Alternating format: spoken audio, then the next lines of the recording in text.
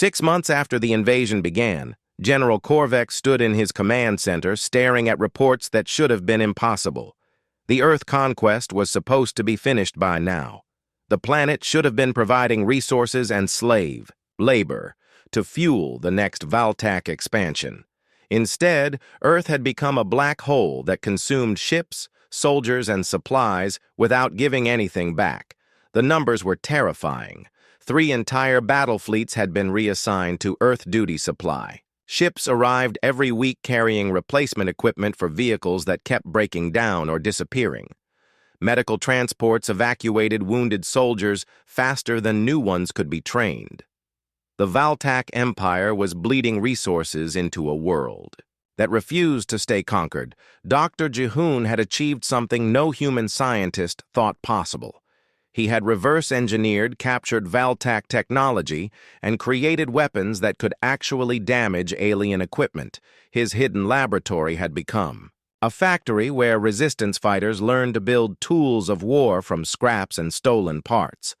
The breakthrough came when Jihoon realized that Valtak technology was incredibly advanced, but also incredibly complicated. Their weapons and vehicles required constant maintenance and precise calibration.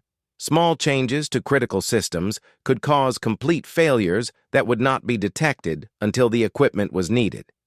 Most young-ho led a team of mechanics who had become master saboteurs. They learned to modify alien vehicles in ways that looked like normal wear and tear.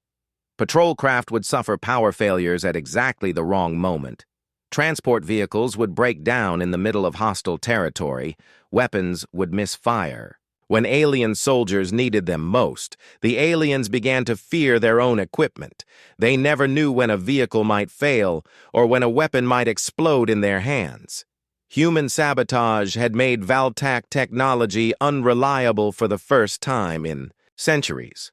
The psychological effect was devastating to soldiers who had always trusted their superior equipment.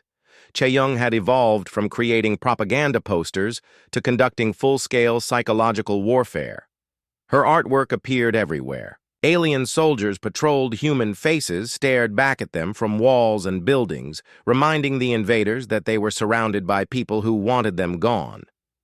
The art carried messages that scared alien commanders more than any military attack.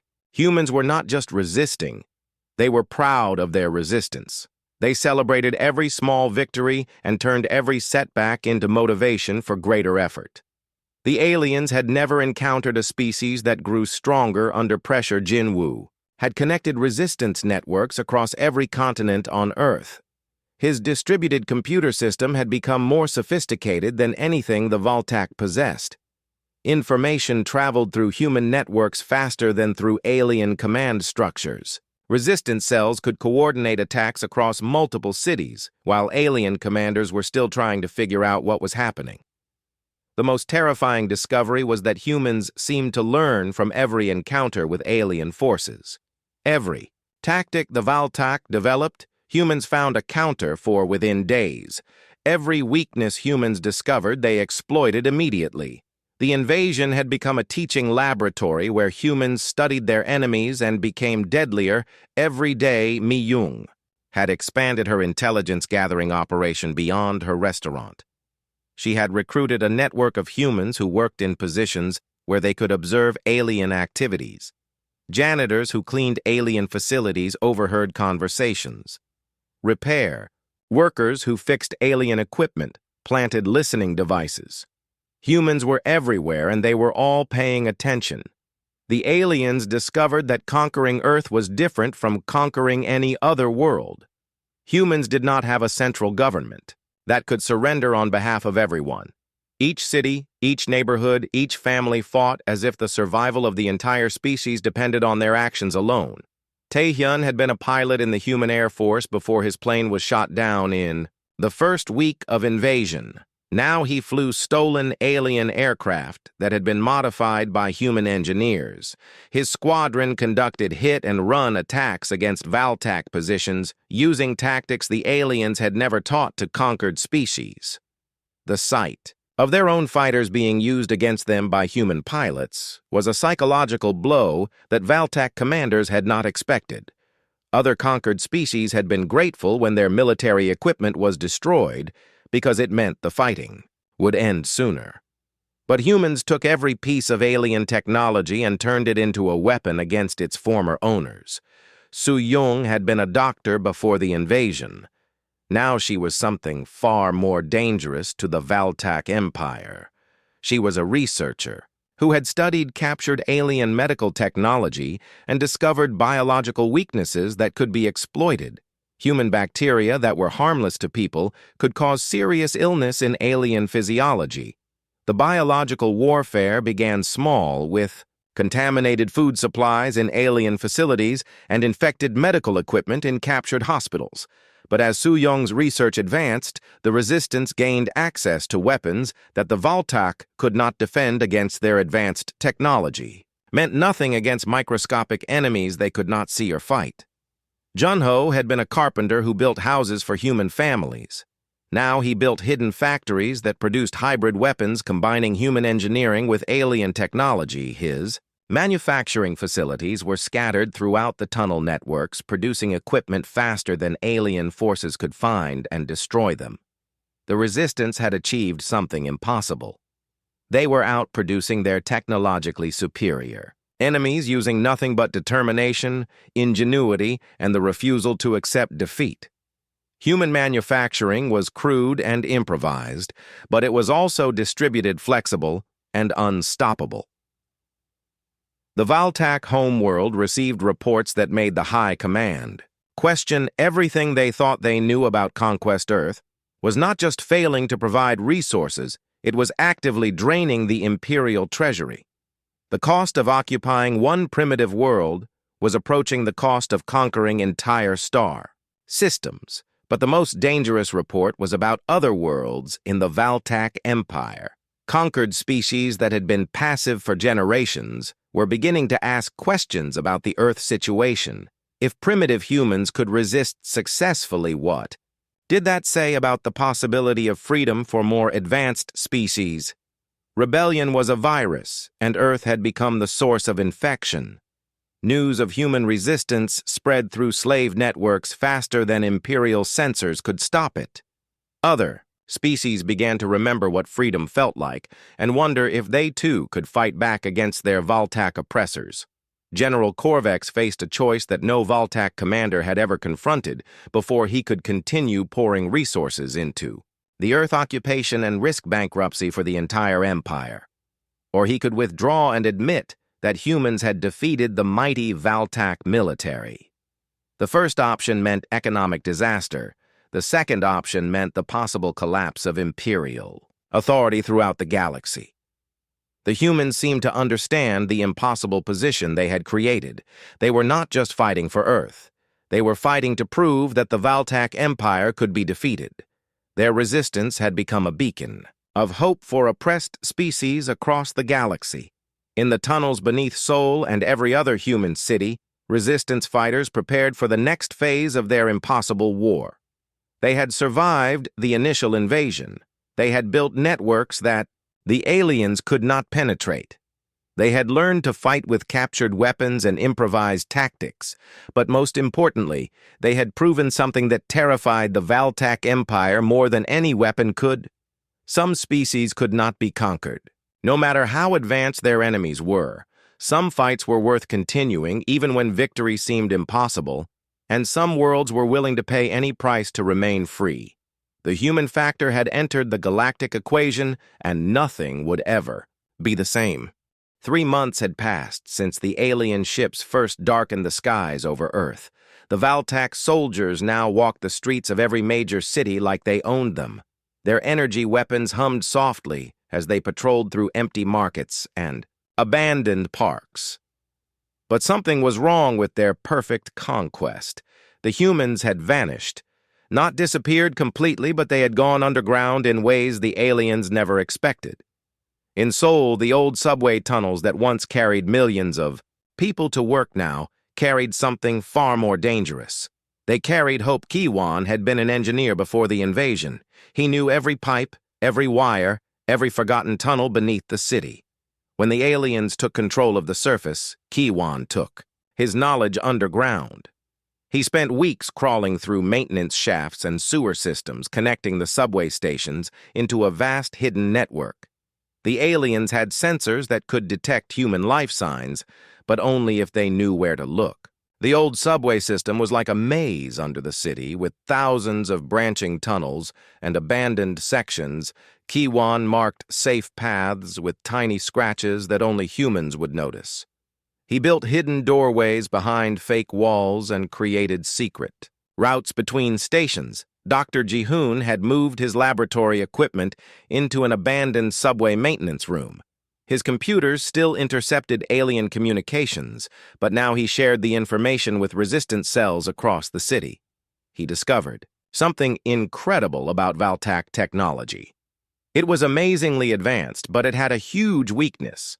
The alien systems were designed for controlling populations that gave up fighting.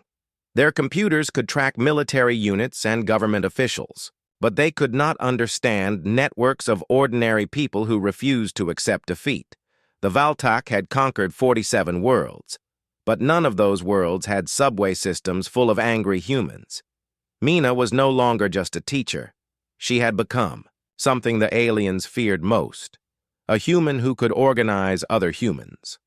Her school had been destroyed in the first week of occupation, but the basement was still intact.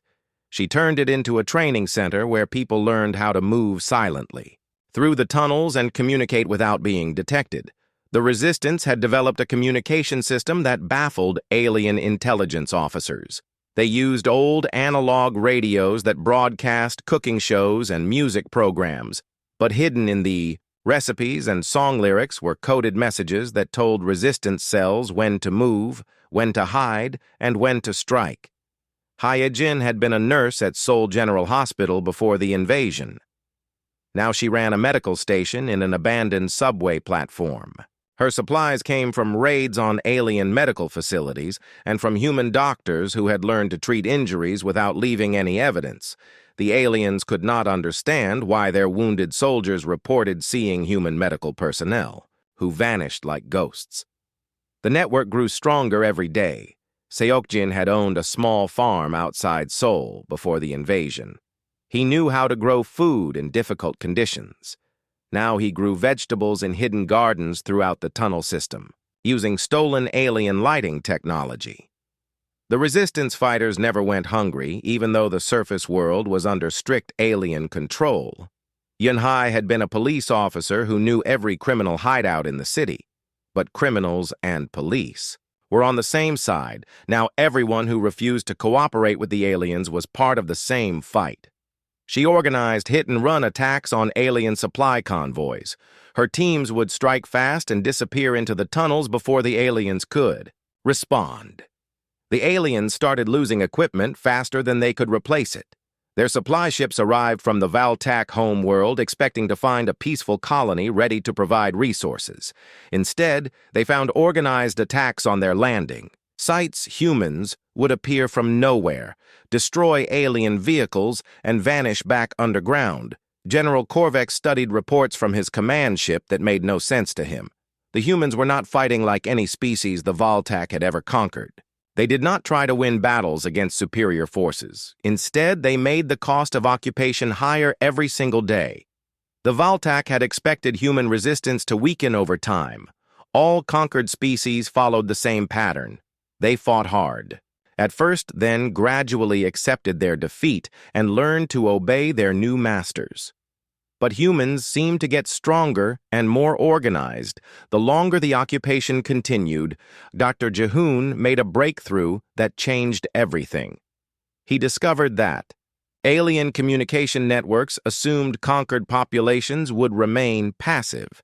Their security systems were designed to prevent escape attempts and track down government leaders, but they could not handle an entire species that treated invasion as the beginning of a war rather than the end of one. The underground network had grown so large that messages could travel from Seoul to Busan faster than alien commanders could send orders to their troops. Humans were sharing information tactics and resources through a system the aliens could not penetrate or destroy. Young Ho had been a mechanic who fixed cars and trucks.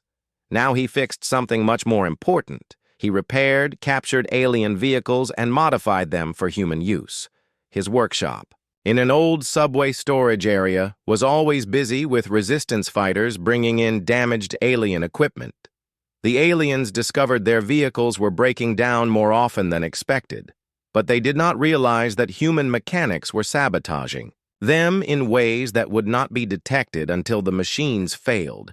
At critical moments, alien patrols would find their transport vehicles dead in the middle of hostile territory, with no way to call for help.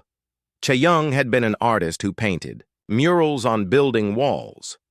Now she created propaganda that spread through the tunnel networks faster than any alien broadcast. Her drawings and messages kept human morale high and reminded everyone that the fight was not over. The psychological warfare was more effective than bullets. Humans who might have considered cooperating with the aliens would see Chae-young's artwork and remember that resistance was possible. Even alien soldiers began to feel nervous when they saw human art appearing overnight, in areas they thought were completely under control. Jin-woo had been a software developer who built websites and mobile apps. Now he built something that terrified alien intelligence officers. He created a distributed computer network using salvaged equipment that coordinated resistance activities across the entire planet. The network used abandoned internet cables and hidden wireless transmitters to connect resistance cells in every major city on Earth. The aliens had destroyed government communication systems, but they could not find or stop a network that had no central control point. Every day brought new evidence that the Galactic invasion was not going according to plan.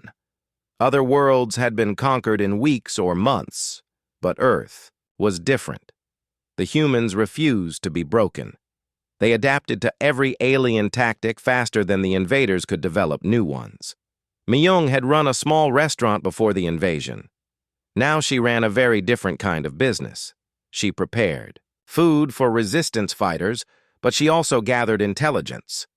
Her restaurant was one of the few places where alien soldiers could get Earth food, and they often talked about their missions while eating. The aliens never suspected that the friendly human cook was memorizing their conversations and passing information to the resistance. They thought humans who served them food were accepting their new role as servants, but Mi-young was fighting a war with every meal she prepared. The Galactic home world began receiving reports that worried the high command. Earth was supposed to be providing resources to fuel further conquests, but instead it was draining resources from the Empire.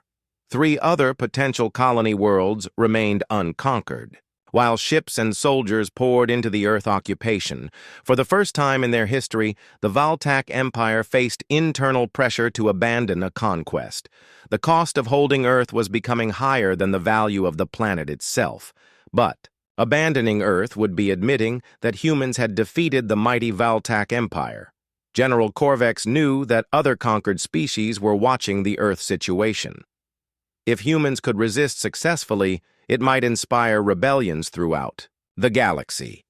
The empire that had ruled for centuries could not afford to look weak, but underground in the tunnels beneath Seoul and every other human city, the resistance grew stronger every day. The aliens controlled the surface, but humans owned everything below ground. And from the underground networks came whispers of hope that spread faster than alien patrols could move. The war was just beginning. The morning sky over Seoul was blue and peaceful when everything changed forever. Nobody expected the massive ships that appeared without any warning at exactly 9:15 in the morning. The ships were huge, bigger than any building humans had ever made. They blocked out the sun and cast dark shadows over the entire city. Dr. Jihoon was drinking coffee in his small laboratory when his computer started making loud warning sounds.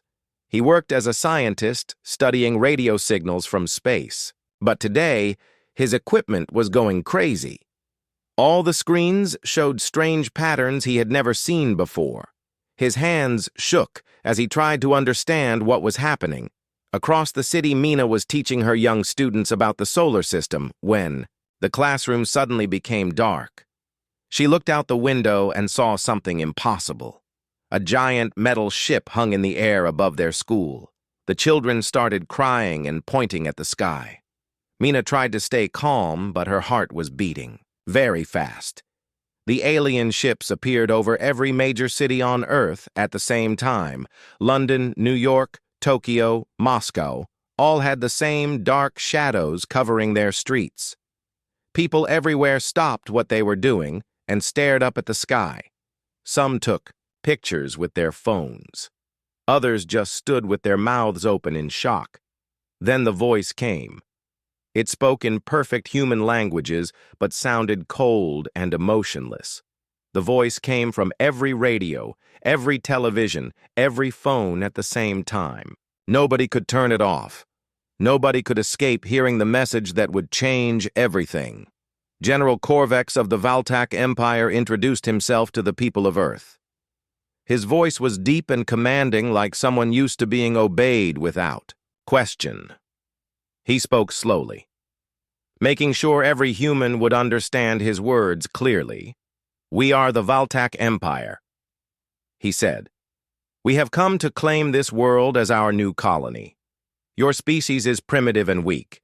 You have no choice but to surrender immediately. Any resistance will be met with complete destruction." The message continued for 10 long minutes. General Corvex explained that the Galactic had conquered 47 worlds before Earth. He said they had studied human military forces and found them laughably weak. Their technology was thousands of years ahead of anything humans possessed. Resistance was not just futile, it was impossible. But something strange happened as people listened to this message. Instead of panic and fear, many humans felt something else entirely. They felt angry in a factory in Seoul. Dong-yun was working on the assembly line when the announcement came. His co-workers gathered around the radio listening to the alien demands. Dong-yun was a simple man who built car parts for a living, but he had fought in the military years ago. When the message ended, he looked at his friends and said something that surprised everyone. "They think we will just give up," he said, "but they do not understand humans at all." Meanwhile, Dr. Ji-hoon was frantically taking notes about the alien transmission. His scientific mind was working, even though he was scared. The signal patterns showed him something important. The aliens were using very advanced technology, but it all seemed to come from one central source. They were not used to dealing with scattered independent resistance. Mina had managed to calm her students and was leading them to the school basement for safety. As they walked down the stairs, she heard other teachers talking. The aliens expected humans to surrender like animals, but Mina remembered her grandfather who had fought in wars long ago. He always said that humans were strongest when things looked hopeless. The alien ships began their demonstration of power at noon. Bright beams of light shot down from the ships and destroyed military bases around the world. Government buildings exploded into dust. Fighter jets that tried to attack the ships were vaporized before they could fire a single shot. The aliens wanted to show humans how helpless they were, but the demonstration had an unexpected effect. Instead of making humans give up, it made them more determined to fight. In Seoul, Dong-yun gathered his co-workers and began making plans.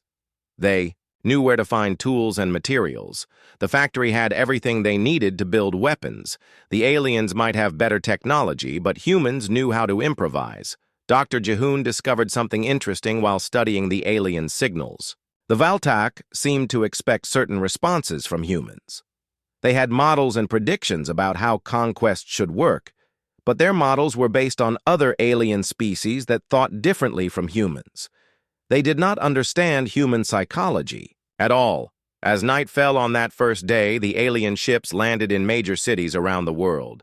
Galactic soldiers marched through the streets wearing advanced armor and carrying energy weapons. They expected to find humans hiding in fear and begging for mercy. Instead, they found something they had never encountered before. In Seoul, the soldiers found empty streets, but they could feel eyes watching them from every window. Every shadow seemed to hide potential enemies. They had conquered dozens of worlds, but none had felt like this. Earth felt dangerous in a way they could not understand. Mina had organized the teachers at her school into a group that could help families find safe places to hide, but she was also planning something else. She remembered reading about resistance fighters in old wars. They never won by fighting alien armies directly. They won by making the occupation too expensive to maintain. Dongyun spent the evening visiting his neighbors and friends. He did not talk about surrender or escape. He talked about fighting back. Everyone told him the same thing. The aliens were too strong, it was impossible to win, but Dongyun smiled and said something that would become famous in the resistance. Impossible is just a word cowards use. He said, "Real humans do not know what impossible means." By midnight on the first day, something was already going wrong with the Valtak invasion plan. The aliens controlled all the major cities and government centers, but reports were coming in from around the world. Human populations were not behaving as expected. Instead of accepting defeat, they were organizing. General Korvex reviewed the reports from his command ship. Something was different about this conquest. The humans were not following the normal pattern of submission. Other species had either fought back immediately and been destroyed or surrendered quickly and been enslaved. But humans were doing something else entirely.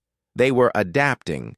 Dr. Jihoon worked. Through the night analyzing alien communications, he discovered that the Valtak had detailed files on human military capabilities, but almost nothing about human culture or psychology.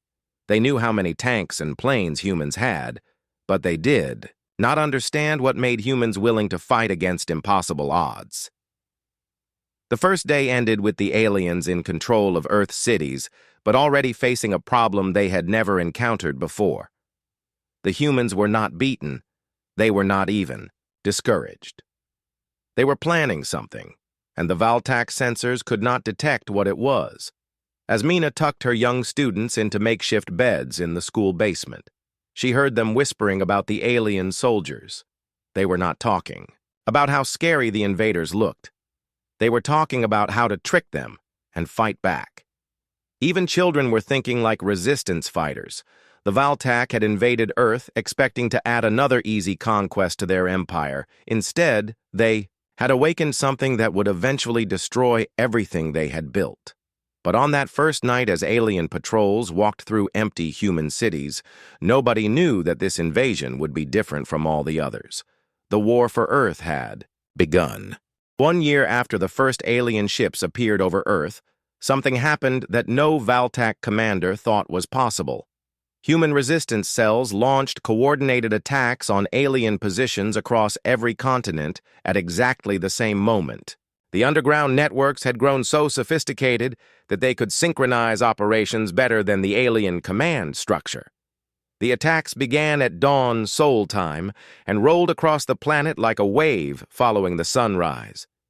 In every major city, human fighters emerged from tunnels, sewers, and hidden bases to strike at carefully selected targets. The aliens had spent months trying to map the human resistance, but they discovered they had understood nothing about its true scope. Taehyun led a squadron of captured alien fighters in the first successful air battle humans had won since the invasion began. His pilots flew with desperate courage, using tactics that confused alien commanders the Valtak had taught other conquered species to fly their aircraft, but they had never imagined those species would use the training to fight back. The breakthrough that changed everything came from Dr. Jihoon's laboratory hidden deep beneath Seoul. His team had finally cracked the alien communication network, and what they discovered sent shockwaves through the human resistance. The mighty Valtak Empire was not the unstoppable force they pretended to be. The intercepted messages revealed the truth. The Valtak were overstretched, fighting rebellions. On multiple worlds throughout their empire, Earth was not their only problem. It was simply their most expensive one. The resources being poured into the human occupation were desperately needed elsewhere, but the empire could not afford to look. Weak by withdrawing, Ji-hoon shared this intelligence with resistance cells across the globe, and the psychological effect was immediate. Human fighters who had been motivated by desperation now fought with the confidence of people who knew their enemy was vulnerable. The impossible war suddenly seemed winnable. Soo-young had perfected her biological warfare program using Earth bacteria that were harmless to humans but devastating to Valtak physiology. Her research had identified 17 different microorganisms that could cause serious illness in alien troops. The resistance began using biological weapons that the invaders could not defend against. The aliens started suffering from mysterious illnesses that their medical technology could not cure. Entire units would be incapacitated by infections that seemed to come from nowhere. Their advanced medical systems were designed to treat Valtak diseases not microscopic, Earth life forms that had evolved over billions of years. Junho had built hidden manufacturing facilities throughout the tunnel networks that were producing hybrid human-alien weapons faster than the occupying forces could destroy them. His factories used salvaged alien technology combined with human engineering to create equipment that was crude but effective. The weapons were not as sophisticated as pure Valtak technology, but they worked well enough to kill alien soldiers and destroy alien equipment. More importantly, they could be mass-produced using materials that were available everywhere. The resistance had achieved manufacturing independence from their enemies. Mina had evolved from teacher to military commander, organizing civilian populations into support networks for combat operations. Her knowledge of how to manage large groups of people had become a military asset as valuable as any weapon. Children who had been her students now served as messengers and scouts. The resistance had learned to use every human being as a potential asset. Even elderly people and young children contributed to the war effort in ways that alien intelligence could not predict or counter. The entire human population had become a military force that the Valtak could not comprehend or defeat. Subin had become one of the most important resistance leaders, broadcasting truth about Valtak weaknesses to the entire planet. Her messages reached humans in every occupied city, revealing that their supposedly invincible enemies were actually desperate and failing. The propaganda war was as important as any battle. The revelation that the aliens were struggling energized human resistance beyond anything the Valtak had expected. People who might have considered surrender now fought with renewed determination, knowing that victory was actually possible. The psychological tide had turned completely. The Battle of Seoul became the symbol that changed everything. Human forces launched a coordinated assault on alien positions throughout the city, using information gathered over months of careful observation. They knew every alien patrol route, every weak point in their defenses, every moment when guards changed shifts. The attack began before dawn with simultaneous strikes on communication centers, power facilities, and command posts. Within hours, the aliens found themselves cut off from their command structure and fighting blind against enemies who knew the urban terrain better than they did. Kiwon had spent the year expanding his tunnel network into a transportation system that could move entire armies invisibly beneath alien-controlled territory. The resistance fighters seemed to appear from nowhere, strike their targets, and vanish back underground before the aliens could respond. The battle raged for 3 days, and when it ended, human forces controlled most of Seoul. The aliens still held some positions, but for the first time since the invasion began, they were defending rather than attacking. The psychological impact was enormous. News of the Seoul victory spread across the globe faster than alien sensors could suppress it. Human populations that had been ground down by months of occupation suddenly believed that freedom was possible. The resistance networks exploded with new volunteers eager to join the fight, but the most important effect was on other worlds in the Valtak Empire. Species that had been conquered centuries ago heard about the human victory and began to wonder if they too could fight back. The virus of rebellion was spreading beyond Earth into the heart of the alien empire. General Korvex faced the crisis he had been dreading. The High Command was demanding explanations for how a primitive species had managed to retake one of their major occupation centers. The cost of the Earth operation was bankrupting entire sectors of the Imperial economy. The reports from other worlds were even more disturbing. Conquered species that had been peaceful for generations were beginning to cause problems. Minor acts of defiance were becoming major security concerns. The example of human resistance was inspiring hope throughout the galaxy. The Voltac Empire made their decision. They would bring their entire military force to Earth. To crush the human resistance once and for all, every available ship, every trained soldier, every advanced weapon would be committed to ending the rebellion before it could inspire galaxy-wide revolution. But the humans had prepared for this moment. The resistance networks had grown strong enough to face whatever the aliens could bring.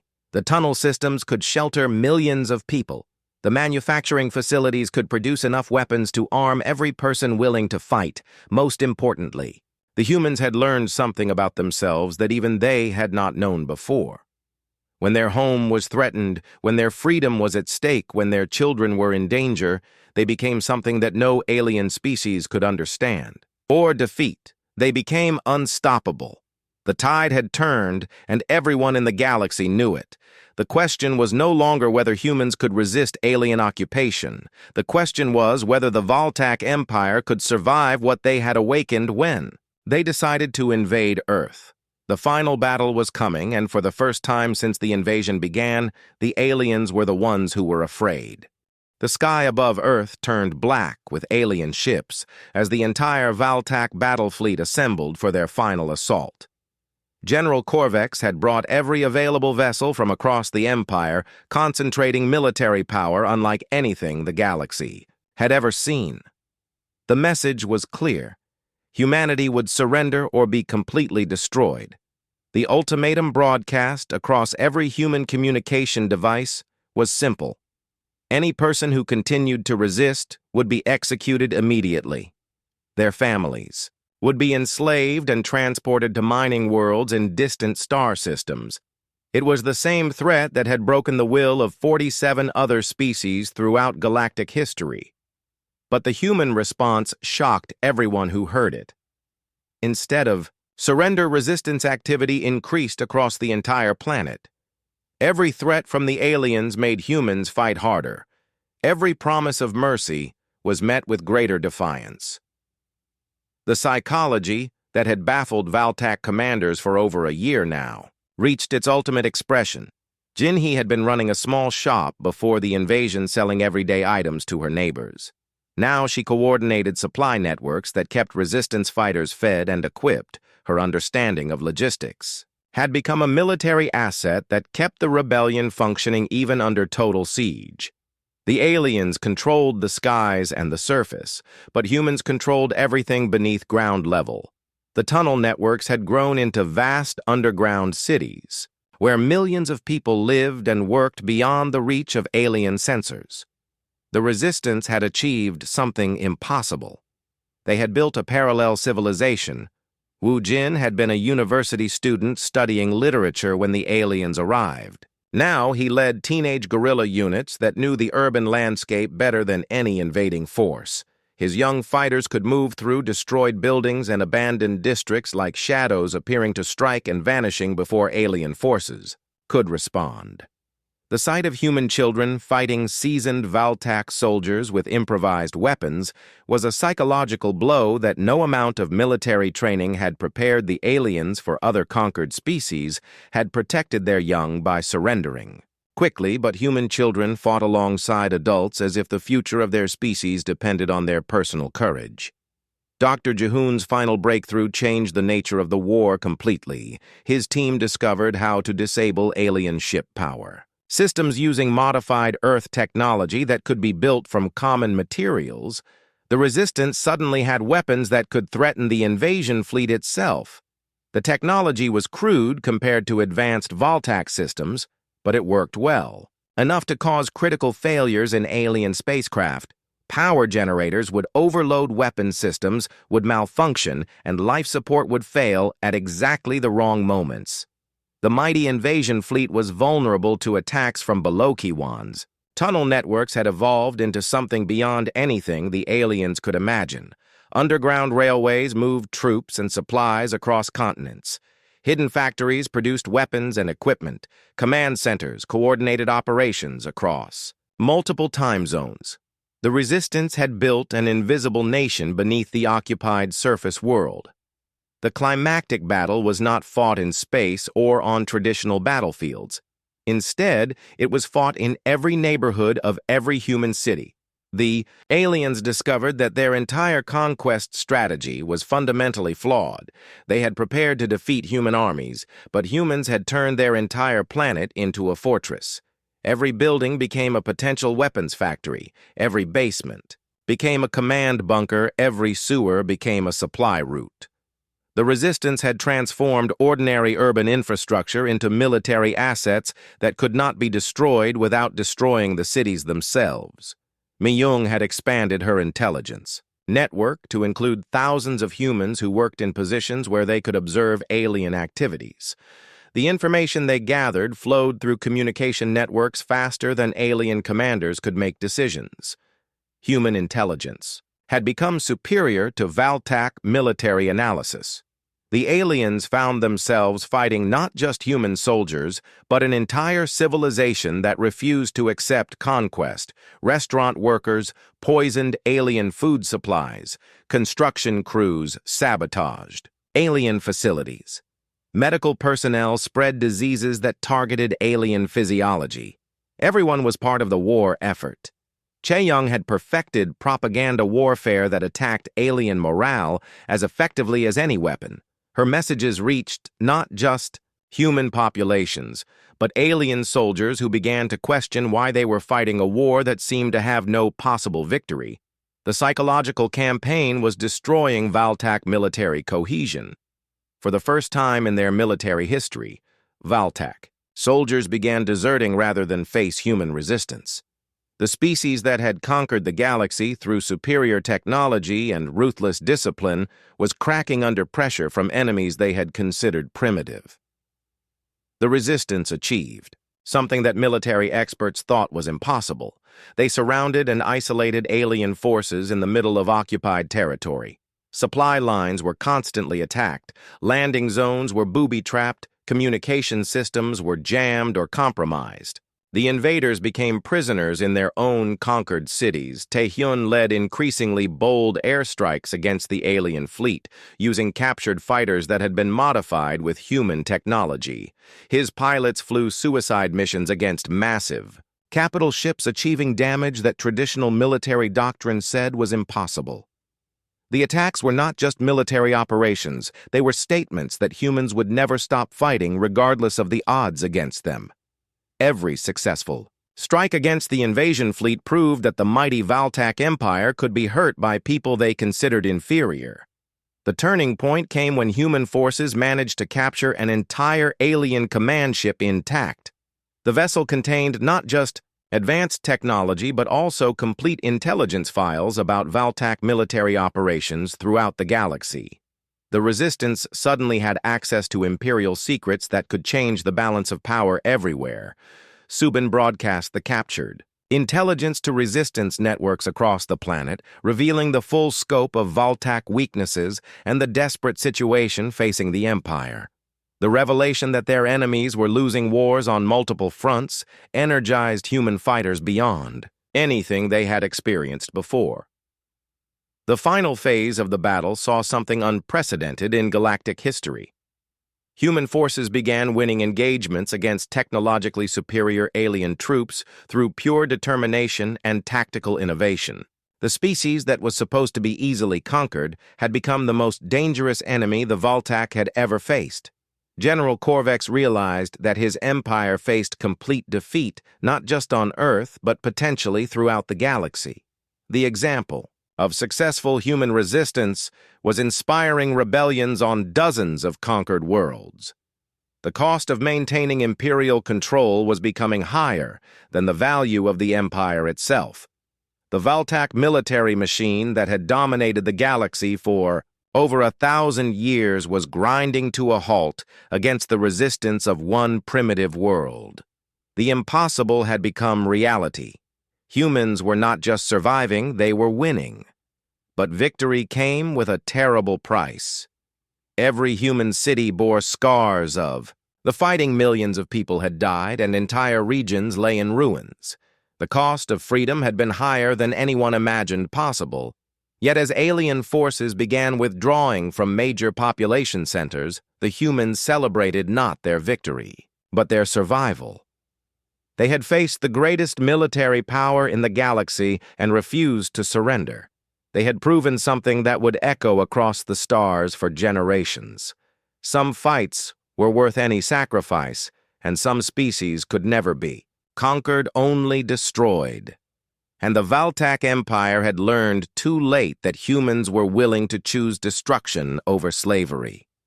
The war was ending, but the galaxy would never be the same. 2 years after the first alien ships had darkened Earth's skies, something happened that no being in the galaxy thought was possible. The Valtak Empire formally requested peace negotiations with the primitive world they had come to conquer. The masters of 47 star systems were asking for mercy from the species they had planned to enslave. The negotiations took place in the ruins of what had once been the United Nations building in New York. The symbolism was not lost on anyone. The aliens, who had destroyed human government institutions, were now begging those same institutions for terms that would allow them to retreat with some dignity intact. Dr. Jehoon led the human delegation not as a conquered scientist pleading for his people, but as the representative of a world that had achieved the impossible. He sat across from General Korvex and other Valtak commanders who looked exhausted and defeated. The hunter had become the hunted. The terms that humans presented shocked the alien negotiators. Earth demanded not just the complete withdrawal of all Valtak forces, but also reparations for the damage caused during the occupation. The resistance had documented every destroyed building, every killed civilian, every resource, stolen during the invasion. But the most revolutionary demand was for the freedom of every species currently under Valtak control. The humans were not satisfied with just driving off their own invaders. They wanted to end the empire that had oppressed the galaxy for over a millennium. The primitive world was dictating terms to galactic civilization itself. The aliens tried to argue that such demands were impossible. The Valtak Empire controlled hundreds of worlds and trillions of beings across dozens of star systems.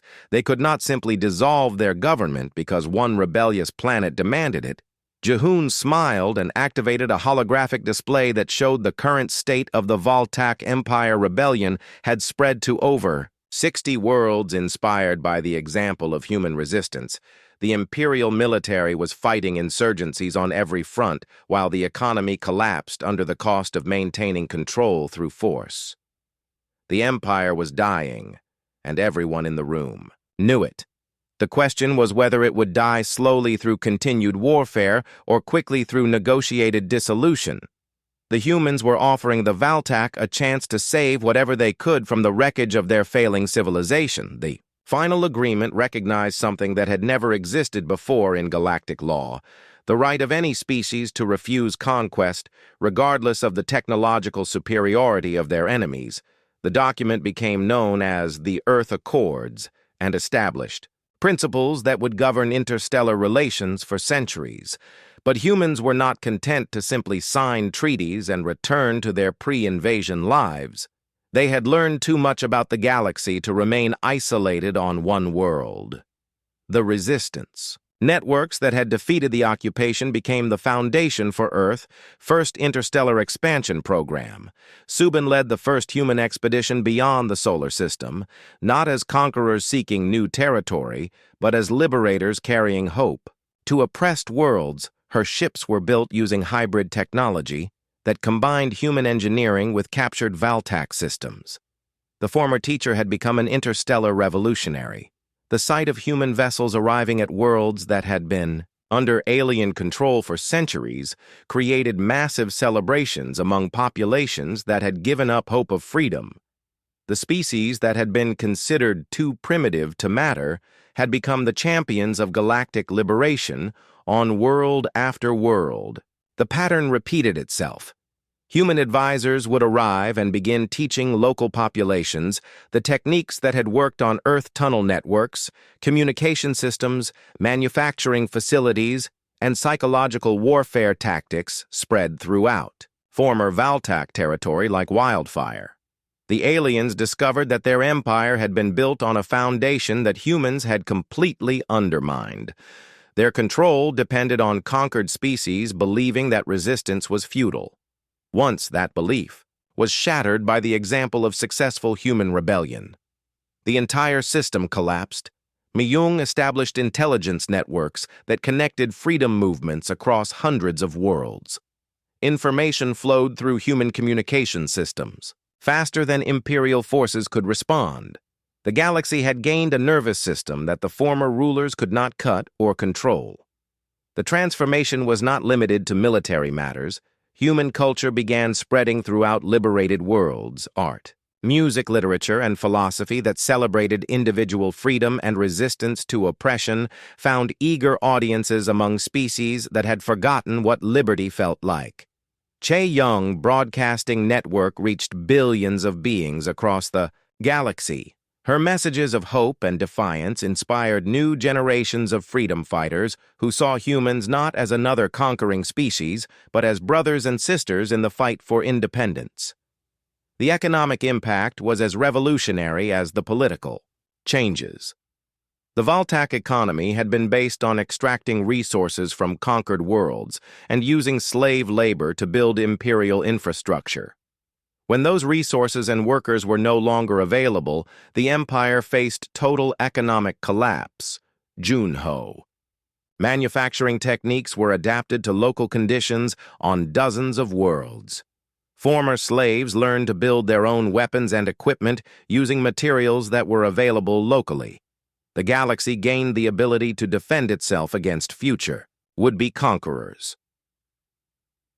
The final blow came when several core Valtak worlds declared independence from their own empire. The species that had ruled the galaxy for centuries watched helplessly as their home systems joined the growing alliance of free worlds led by the humans they had tried to conquer. General Corvex found himself in a position that would have been unimaginable 2 years earlier.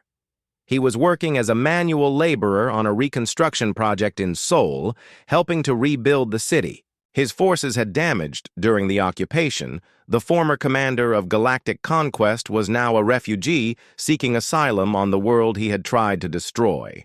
Every day he watched human children play in parks that his bombs had destroyed.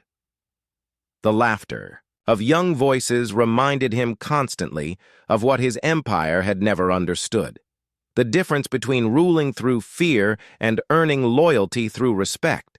The children did not hate him despite everything he had done to their world. They treated him as just another person trying to build a better future. The forgiveness was more painful than any punishment could have been, because it showed him what the Valtak Empire could have chosen instead of conquest. The galaxy had changed in ways that no one could have predicted. The species that had been dismissed as primitive and worthless had become the center of a new civilization based on cooperation rather than domination, voluntary association rather than forced subjugation. Earth became the meeting place where representatives from hundreds of worlds gathered to solve problems through negotiation rather than warfare. The planet that had been marked for destruction became the heart of galactic democracy. The transformation was not. Without problems, species that had been enemies for centuries had to learn to work together. Worlds that had different technologies and cultures needed to find common ground. Economic systems built on exploitation had to be replaced with models based on mutual benefit. But the humans who had survived the impossible war provided leadership and inspiration for every challenge. The techniques that had defeated the Valtak invasion were adapted to solve problems of peace, hunger, disease, and inequality throughout the galaxy. The story ended where it began, with alien ships over Earth. But now those ships came as visitors and allies rather than conquerors. The sky that had once been darkened by invasion fleets now sparkled with the lights of peaceful vessels carrying trade, culture, and friendship between worlds. The title had proven prophetic in the most literal way possible. The aliens had invaded Earth, and they truly never walked back. Not because they could not leave, but because they had learned that some things were worth staying for. Respect earned through courage created bonds stronger than any empire. And in the end, the humans had not just defended their world, they had changed the galaxy forever. The species that refused to be conquered had taught the universe a lesson that would never be forgotten. Some fights are worth any price, and some victories change everything.